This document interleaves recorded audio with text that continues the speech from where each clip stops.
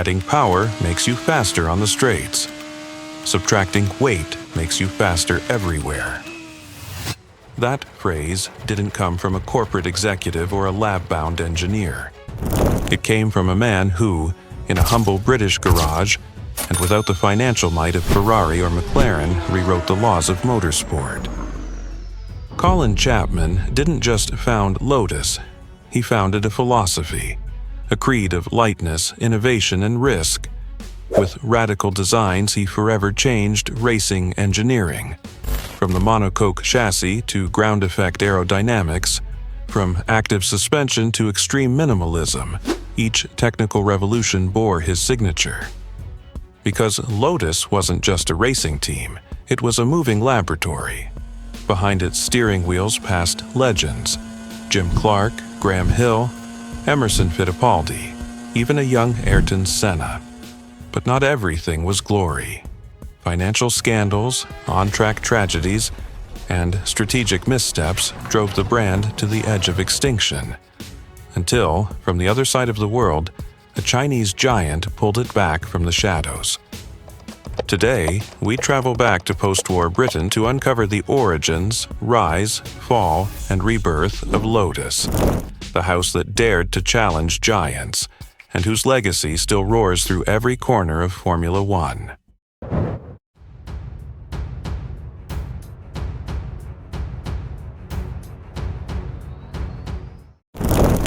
The story of Lotus begins long before its first victory on the track. It begins with the birth of a young British boy on May 19, 1928, in Richmond, southwest London. His name, Anthony Colin Bruce Chapman. It was the era of the Roaring '20s, a decade of industrial boom and the promise of modernity. At the time, the UK's automotive sector was thriving, rivaling the giants of Germany and the United States. But the illusion wouldn't last long. The 1929 stock market crash would plunge half the world into uncertainty, and Britain's motor industry was no exception.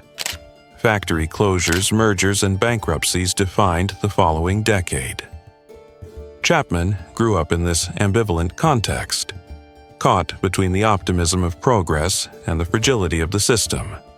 His father, who ran a small hotel, managed to keep the family afloat during the darkest years, even through World War II. It wasn't a childhood of luxury, but it was stable enough for young Colin to begin dreaming. His talents revealed themselves early. He excelled in mathematics, applied sciences, and technical drawing. But beyond textbooks, what truly captivated him was flight. Aviation sparked his imagination like nothing else, not for its speed, but for its structural elegance. In 1945, at the age of 17, he enrolled at University College London to study structural engineering. His path seemed destined for bridges and buildings. But Chapman was a different kind of engineer. He simultaneously joined the University Air Squadron, where he learned to fly and to understand air. It was there that he sharpened his knowledge of aerodynamics and lightweight structures. Aviation didn't just inspire him, it trained him. That passion for speed eventually brought him back to solid ground. In 1948, at just 20 years old, he bought his first car, an Austin 7, built in 1928, the same year he was born. It wasn't a fast car, but Chapman wasn't after power. He wanted to showcase his ingenuity. Inspired by his studies, he replaced the bodywork with a mix of aluminum and plywood. He redesigned the rear suspension. He stripped weight where others never dared. His goal was simple but revolutionary: agility over brute force. That experiment led to his first modified car, the Lotus Mark I. He built it in a makeshift garage behind the house of Hazel Williams, his future wife. With basic tools and a shoestring budget, Chapman had created more than a car. He had created an idea. And the name? Lotus? Its true origin is lost to time. Some believe it was a pet name for Hazel, Lotus Blossom. Others say it came from the Buddhist symbolism of the lotus flower: purity, lightness, rebirth. Chapman never explained it, but perhaps he didn't need to. The name would speak for itself. The Lotus Mark I made its debut in local trial competitions, events that tested skill and endurance across difficult terrain. The car surprised everyone, not for its power, but for its ability to win without brute strength. It was lighter, more agile, smarter. Its sudden success made Chapman question his professional path. Though still training as a structural engineer, his true calling was already clear. In 1948, he temporarily left university to devote himself entirely to a new mission: building machines that won through intelligence, not force.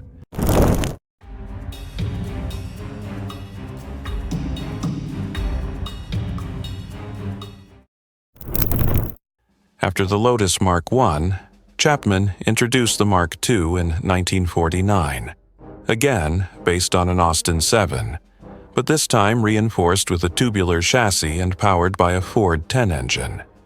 This car went beyond performance improvements. It started winning. Chapman was no longer just an eccentric engineer. He was becoming a serious threat on the track. Trial competitions and British circuits like Silverstone became his testing grounds. Each victory was an argument. Every modification, a statement. Weight is non-negotiable. In 1951 came the Lotus Mark III, the first model designed exclusively for racing. Built for the 750 formula, it marked a turning point. Lotus was no longer a garage experiment. It was a serious technical proposition. That same year, Chapman chose to complete his engineering degree. And in 1952, together with his wife Hazel, he officially founded Lotus Engineering, the seed of a future empire. The brand was born. With little funding but radical ideas, Chapman turned to an unconventional strategy: selling cars as kits. This allowed customers to build their own vehicles, avoiding certain taxes and reducing costs. But more importantly, it brought people into the process. A community was born. Models like the Mark VI, 1952, Mark VIII, 1954, and Mark IX, 1955 followed. All shared the same DNA: light, efficient, fast. But in 1957, that concept reached its purest form with the creation of the Lotus 7. The 7 was a minimalist symphony. Tubular chassis, zero luxury, maximum agility. It didn't promise comfort, it promised experience. It was a car for those who wanted to feel every curve, every vibration, every inch of the road. And best of all, it was affordable. The 7 became an icon, and still lives on today under the Cotterham name. Chapman knew that his crusade for lightness had a final destination: Formula One. And in 1958, the world witnessed the birth of Team Lotus, debuting with the modest Lotus 12. Far from glory, that first single-seater offered something more important: learning. It was followed by the Lotus 16, with improved aerodynamics and structural rigidity. Then came the breakthrough: the Lotus 25 in 1962, the first Formula One car with a monocoque chassis. Inspired by aircraft fuselages, the design was lighter, stiffer, and safer. It was a technical leap that left rivals scrambling, wondering why they hadn't thought of it first. Behind the wheel was a young Scotsman named Jim Clark. Talented, unshakable, almost mystical on the track. With the Lotus 25, Clark won decisively and commanded respect. In 1963, he became world champion, and alongside him, Lotus claimed its first constructor's title, defeating legendary teams like Ferrari and BRM. But the most important outcome wasn't the trophy. It was the validation of Chapman's philosophy, that lightness, efficiency, and structural intelligence could defeat the giants.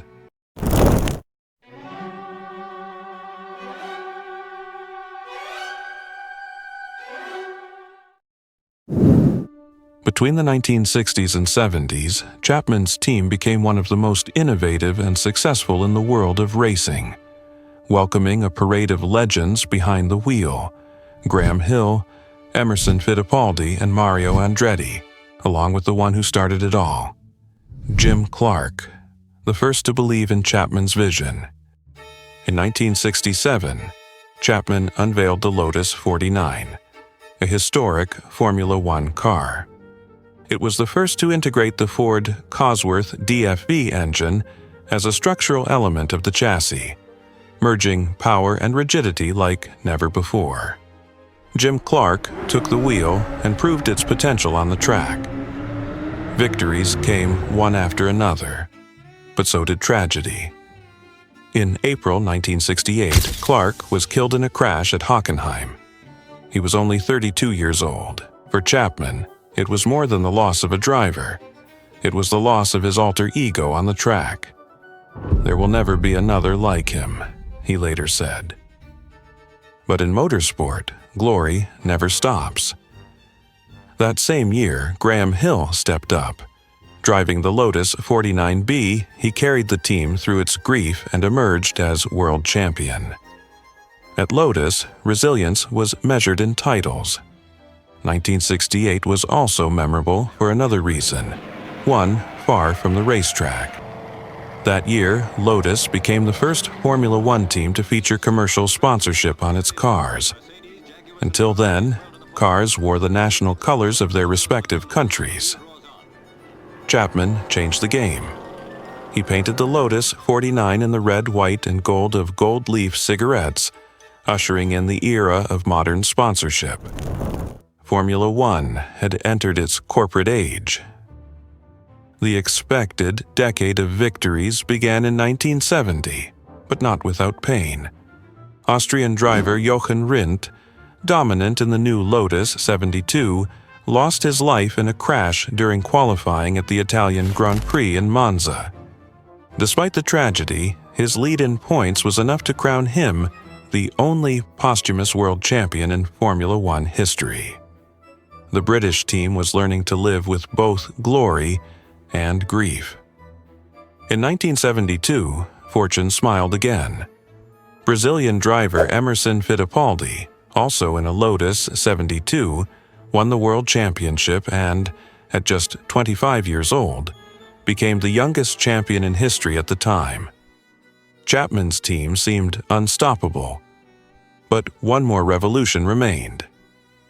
In 1977, Chapman introduced the Lotus 78, the first Formula One car to effectively harness ground effect, an aerodynamic principle that created suction toward the track, dramatically increasing grip without sacrificing speed. The following year, the concept was perfected with the Lotus 79. The result was devastating. Mario Andretti dominated the 1978 season and clinched the world championship. Lotus stood at the pinnacle with a machine that seemed to defy physics. But the cost was high. That same year, also in Monza, Swedish driver Ronnie Peterson was involved in a multi-car crash at the start of the race. His Lotus 78 hit the barriers. He survived the initial impact, but complications during surgery would claim his life the following day. Peterson's death overshadowed Andretti's title. Celebration turned to mourning, and Chapman, once again, was shattered. The golden age of Lotus had given the world brilliant innovations, legendary drivers, and unforgettable championships. But it had also left deep scars. The tragedies didn't just affect the team, they began to erode the very soul of its creator.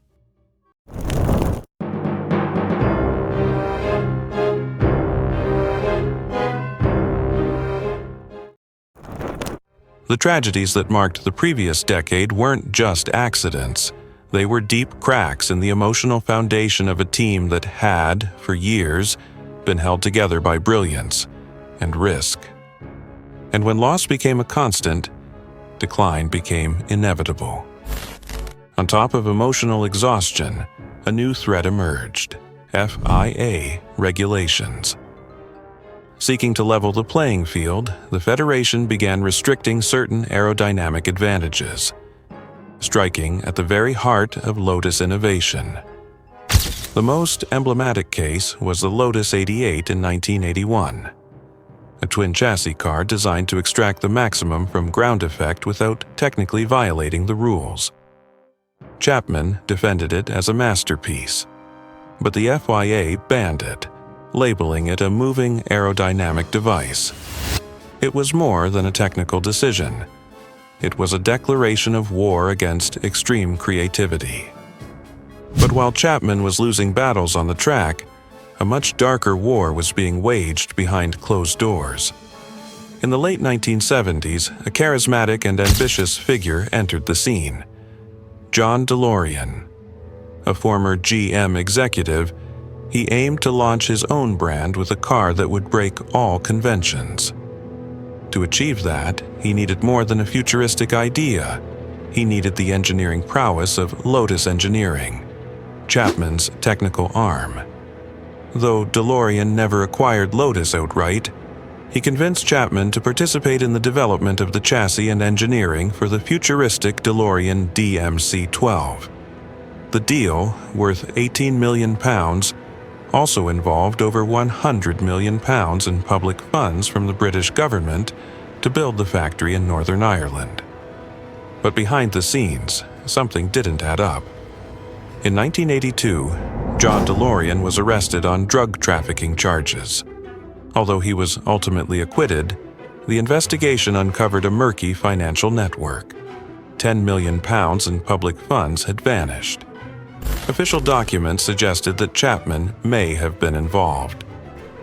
Before he could testify in court or clarify his role, Colin Chapman died suddenly of a heart attack on December 16, 1982, at just 54 years old. His death shocked the motorsport world. The architect of lightness, the paddock revolutionary, was gone, leaving Lotus without its soul in the middle of a legal and financial storm. The team's leadership passed to Peter Warr, a competent figure, but one who could never fill the void. Lotus would still manage a few brilliant moments, especially with a young Ayrton Senna in 1985 and 1986, but the magic was fading. The Chapman era had ended, and the crisis didn't stop with F1. The Lotus Cars division was suffering, perhaps even more. Unlike Ferrari or Porsche, Lotus had never been a mass-production brand. Even in its best years, it barely exceeded 1,200 units per year. But in the 1980s, production plummeted to just 383 cars annually. For a company with no corporate backing, that was a slow death sentence. Still, there was history worth preserving. In previous decades, Lotus had delivered pure driving gems to the automotive world. From the Lotus Elite, 1958, with its fiberglass monocoque, to the Lotus Elan, 1962, with its legendary backbone chassis. Then came the mid-engine Lotus Europa, and later the iconic Lotus Esprit, immortalized by James Bond beneath the sea. These models elevated Lotus's reputation as the brand of pure ingenuity. Lightweight, efficient, stripped of excess. A mark for those who sought the art of driving, not just the image. But technical legacy wasn't enough. Without Chapman, without funding, and with an increasingly aggressive global market, Lotus was entering a long, silent decline. The company that once challenged Ferrari and rewrote Formula One history was no longer leading. It was barely surviving.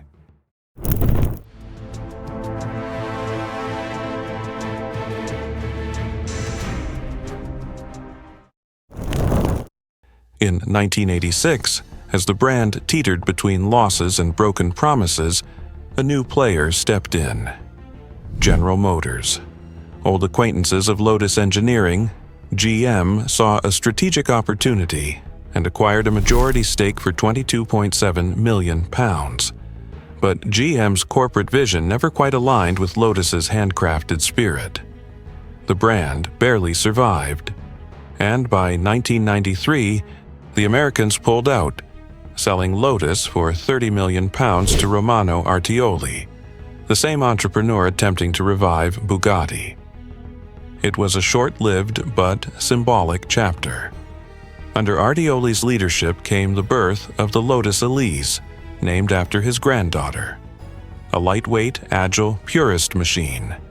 It would become the best-selling model in Lotus history. The Elise brought soul back to the brand, but it couldn't rescue its finances. In 1996, Artioli handed over control to Malaysian automaker Proton, marking the beginning of a new phase, one filled with determined efforts to keep the flame alive. Throughout the early 2000s, models like the Elise, Exige, and Evora became cult favorites among driving enthusiasts. But they remained niche, far from the numbers needed to sustain a brand with global aspirations. And then, when everything seemed like a slow farewell, the story took an unexpected turn. In 2017, Geely entered the scene. The Chinese giant, already credited with bringing Volvo back to life, made a strategic move. They acquired 51% of Lotus and charted a bold new course, a complete reinvention toward electrification. Under this new leadership, Lotus shed its old skin and became a cog in the machine of the future. In 2021, they unveiled the Lotus Evija, a fully electric hypercar with 2,000 horsepower, designed to challenge the very best on Earth. Then came the Emira, the final combustion engine Lotus, and finally the Elise, the brand's first electric SUV, tailored for the premium global market. At last, the financial results arrived. In just the first quarter of 2024, Lotus reported $173 million in revenue, marking a year-over-year growth of over 800%. A rebirth no longer fueled by nostalgia alone. Today, Lotus operates in over 200 retail points worldwide, with strategic hubs across Europe, the Middle East, Asia, and North America. But the big question still lingers. Can a brand born in a garage survive the world of mega corporations? Can Chapman's featherweight soul coexist with the electric power of this new era? And so, we conclude the story of Colin Chapman and his iconic creation, Lotus. A brand born in a garage, driven by ingenuity, and forged on the world's most demanding racetracks. Chapman didn't just design cars, he designed ideas. And though the glory years were brief, his impact was everlasting. Because every lightweight chassis, every corner conquered by cleverness rather than brute force, still carries his signature. If you lived through the Lotus era, or simply love stories from the world of motorsport, don't forget to share your thoughts in the comments. And if this story captivated you, you might want to discover how another British brand was rescued from oblivion by Chinese capital and reborn for a new generation, Morris Garages. See you in the next video.